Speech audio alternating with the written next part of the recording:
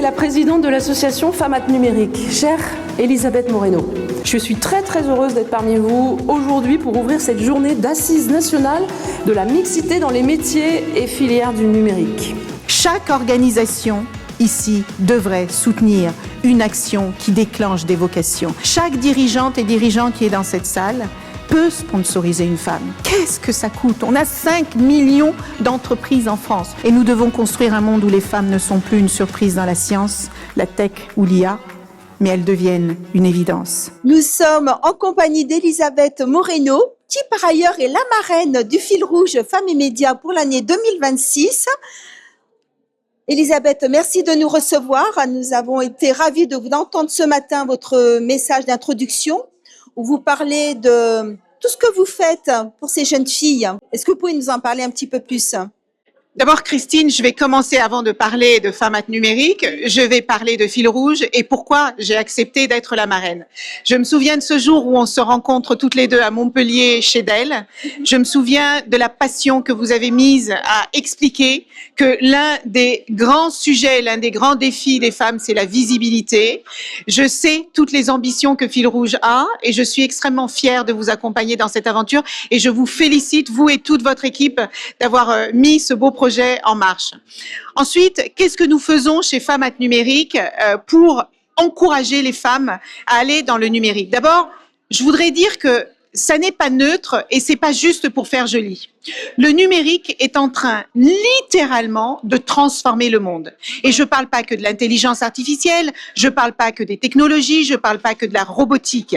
Mais si on n'est que 30% de femmes à participer à la construction de ce monde numérique, ça veut dire que les inégalités d'aujourd'hui vont exploser demain et tout le travail que des Simone Veil, que des Gisèle Halimi et plein d'autres ont fait pour que la place des femmes évolue dans la société, eh bien nous ne ferons que régresser.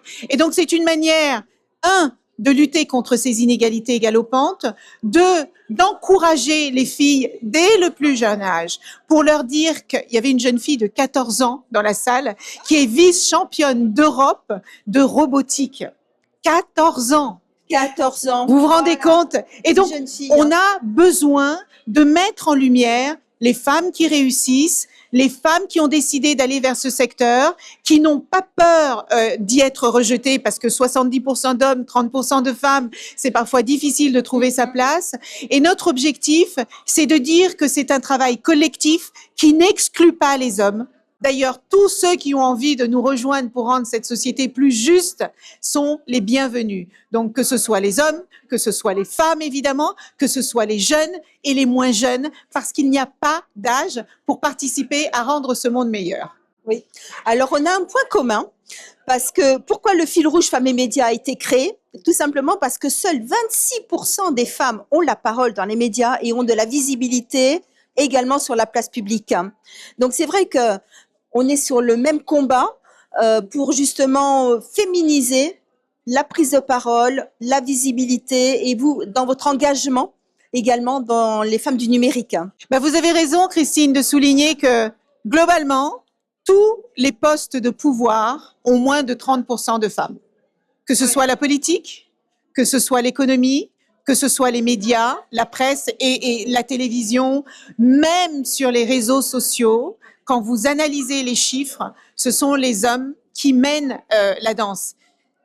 Je n'ai, encore une fois, aucun souci à ce que les hommes prennent leur place. Mon combat, le combat de Femmes Numérique, le combat de toutes les associations dans lesquelles je suis engagée, c'est de permettre aux femmes qui ont envie de se réaliser et de s'accomplir, de pouvoir le faire.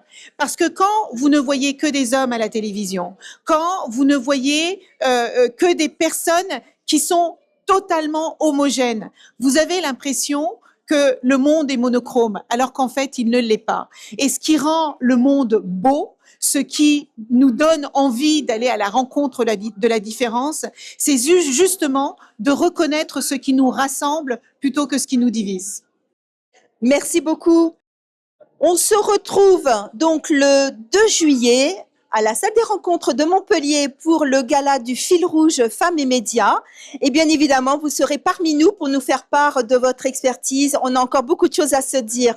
Venez nombreuses et nombreux parce que ça va être un moment de joie, un moment de fête. On va pas faire que se plaindre. On se plaindra, mais on apportera aussi des solutions sur ce qu'il faut faire pour faire bouger les lignes. À très bientôt. À bientôt. Au revoir.